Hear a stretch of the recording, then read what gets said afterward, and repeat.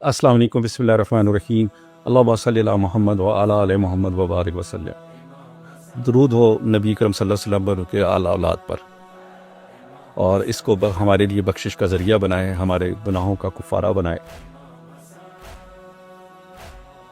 دیکھیں، میرے لیے محرم کے مسائل بیان کرنا اور سفر کے مسائل بیان کرنا ایک انتہائی مشکل کام ہے۔ میں یہ دکھاوے کے طور پہ نہیں کہہ رہا، میں آپ کو یہ دلی طور پہ بات بتا رہا ہوں میں کہ میرے لیے بہت مشکل کام ہے، لیکن کچھ چیزیں صرف یاد دہانی کے لیے کرنی پڑتی ہیں، مجبوری ہے، اور حکم بھی ہوتا ہے کہ کل کو اگر محمد و آل محمد یا نبی کرم صلی اللہ علیہ وسلم نے مجھ سے سوال کر لیا، کیا تو نے میرے حسن کا ذکر کیا تھا، کیا میرے حسین کا ذکر کیا تھا، کیا تو رویا تھا، تو میں کس منہ سے ان کی بارگاہ میں جاؤں؟ میری نمازیں، میرے روزے میں نے رکھے نہیں رکھے، اگر رکھے ہیں تو کچھ بھی نیک عمال کریں تو میرا خیال ہے اپنا کہ میرے منہ پہ دے مارے جائیں گے۔ باقیوں کو پتہ نہیں، میں تو ڈرتا ہوں اس چیز سے بارہ۔ امام حسن کی جس طرح شہادت ہوئی، جس طرح ان کو زہر دیا گیا، اور تاریخ بتاتی ہے کہ سرکار کے جو جگر کے ٹکڑے تھے نا چھوٹے چھوٹے، وہ 60 سے لے کے 70 تک نکلے۔ اور آپ میرے مولا کا ظرف دیکھیں کہ اس بندے کا نام نہیں بتایا جس نے زہر دیا ہے، لیکن تاریخ کو پتہ چل گیا جس نے زہر دیا ہے، لیکن میرے مولا نے نہیں ہی بالکل بھی بتایا۔ ایک میرے مولا پہ یہ ظلم ہوا، پھر دوسرا میرے مولا پہ یہ ظلم ہوا کہ نانا کے ساتھ دفن ہونا چاہتے تھے۔ میرے مولا کے جس میں اقدس کے اوپر تیر چلائے گئے۔ آپ سوچیں کس نے چلائے، کیوں چلائے، وہ کون تھا، کون تھے؟ وہ تھے جن کی جو کمر پہ چڑھ جاتے تھے تو حکم ہوتا تھا محبوب نماز کو نبا کر دیجئے۔ یہ وہ تھے، یہ گوشہ رسول تھے، بوسے کی جگہ تھے، چومنے کی جگہ تھے، گلے لگاتے تھے۔ کون؟ محمد عربی صلی اللہ علیہ وسلم۔ اب صرف اہل تشیع کے رہ گئے ہیں امام حسن اور حسین، ہمارا تو کوئی واسطہ ہی نہیں، ہم تو کہہ دیتے ہیں سب کو مانتے ہیں، یہ کرتے ہیں وہ کرتے ہیں، لیکن یہ جو غم ہے اور یہ جو بات ہے، اس کا فیصلہ اوپر جا کے ہونا ہے۔ ٹھیک ہے، لوگوں کو اعتراض ہے کہ جی پیٹتے ہیں، جو بھی کرتے ہیں۔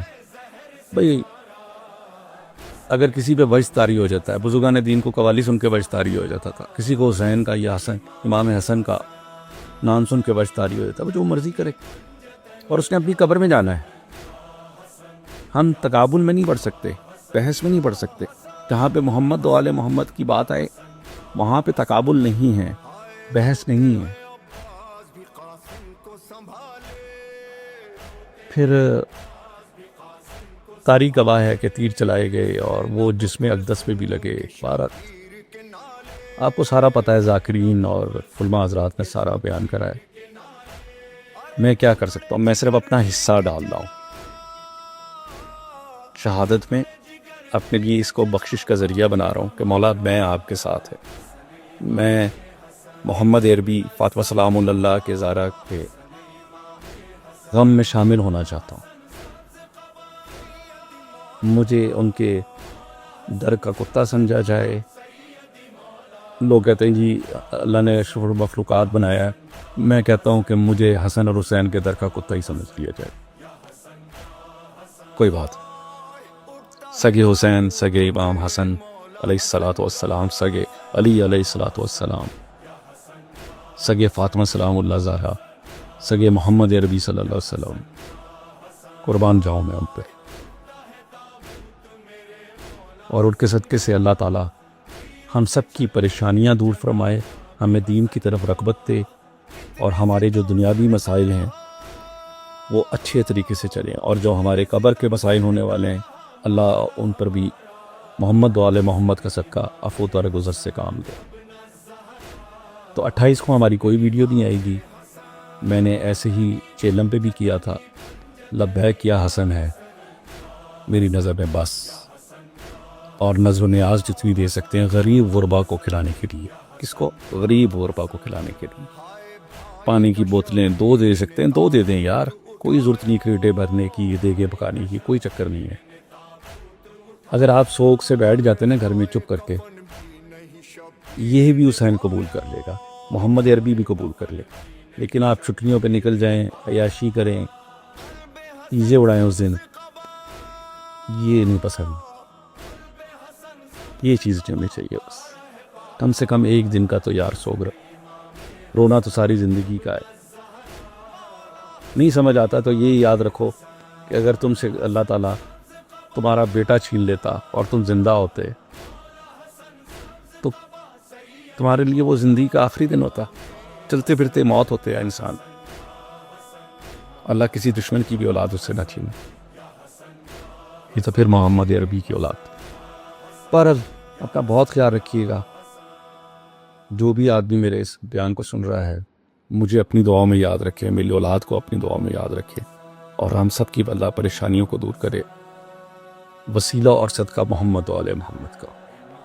کہتے ہیں نا عجب ہیں کھانے غرانے والے، تیرا کھائیں تیرے غلاموں سے ان سے. اچھا مزے کی بات ایک اور بتاؤں میں آپ کو. میں کسی جماعت کا نام نہیں لے رہا. وہ کہتے ہیں ہم سنت کی جماعت ہیں، مسواک جیب میں ہوتی ہے، چٹا لباس ہوتا ہے. وہ سرکار کی آمد کا انہوں نے سلسلہ شروع کر دیا، جلوس نکالنا شروع کر دی. یار تم یہ بات تمہیں کیوں نہیں سمجھ آتی کہ جس کی سنتوں پہ عمل کر رہے ہو اس کے شہزادے کی ابھی شہادت آنی ہے، تم یہ اس کے بعد بھی تو شروع کر سکتے تھے.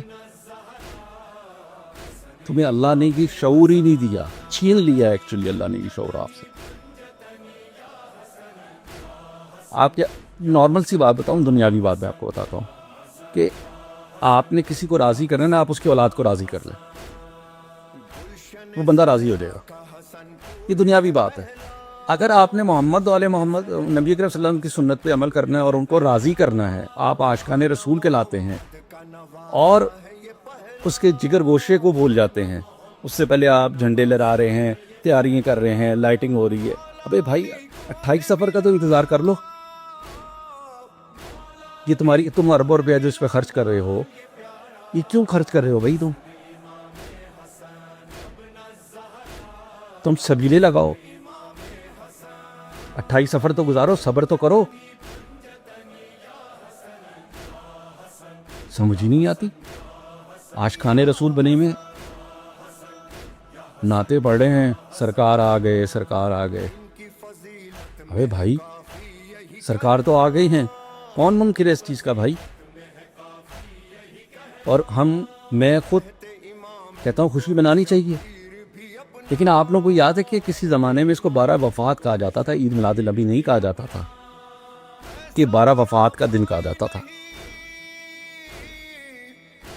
اب اس کو عید میلاد النبی اور سب سے بڑی عید بنا دیا گیا. بالکل عید کا دن ہے. رسالت ماں آئے تھے، جیسے ہم اپنے بچوں کے لیے خوش ہوتے ہیں کہ ہمارا بیٹا اس دن پیدا ہوا تھا، بالکل سرکار کے آگے تو اولاد کوئی چیز ہی نہیں ہے. لیکن آپ جس سے محبت کر رہے ہیں اس کی اولاد سے محبت کیوں نہیں کرتے بھائی؟ اس کا تو انتظار کر لو 28 سفر کا. اس کا لال کس طرح کٹ کے گیا اس دنیا سے. اتنی غیرت تو ہونی چاہیے نا.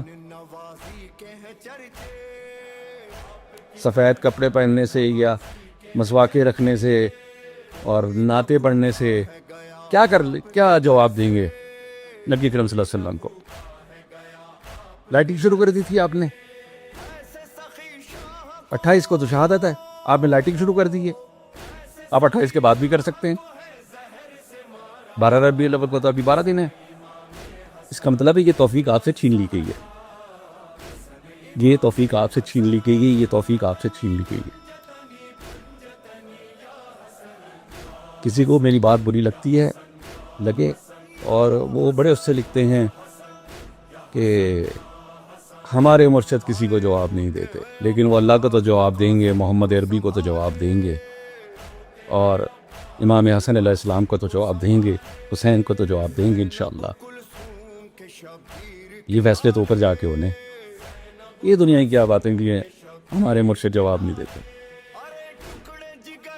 یہ جواب تو اوپر جا کے ہوگا۔ جیسے علیہ الصلوۃ والسلام نے فرمایا تھا نا، حضرت معاویہ کا معاملہ اور میرا معاملہ رب العالمین کی بارگاہ میں، تو جواب تو اوپر جا کے دینا ہے، میڈیا پہ کیا جواب دینا ہے؟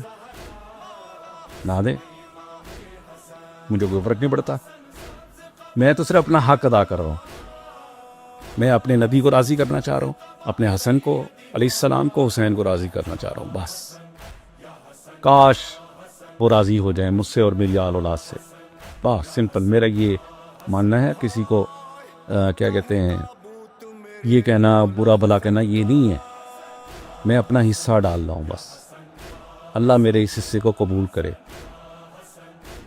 اللہ میری اولاد کو نیک بنائے، دین و دنیا کی تعلیم دے، اور اس کو اہل بیت کی مودت دے، بس میرا اتنا سا کام ہے۔ اپنا بہت خیال رکھیے گا، اپنی دعاؤں میں یاد رکھیے گا، خصوصی شہادت والے دن، رزق کے لیے، روحانیت کے لیے، تمام چیزوں میں جو بھی آپ بھی دعا کرے، سن رہا ہے، میرے لیے اور میری اولاد کے لیے دعا فرمائے، اللہ حسدین سے بچائے، اللہ آفات و بلیات سے آپ کو، مجھے، سب کو بچائے۔ السلام علیکم، اللہ حافظ۔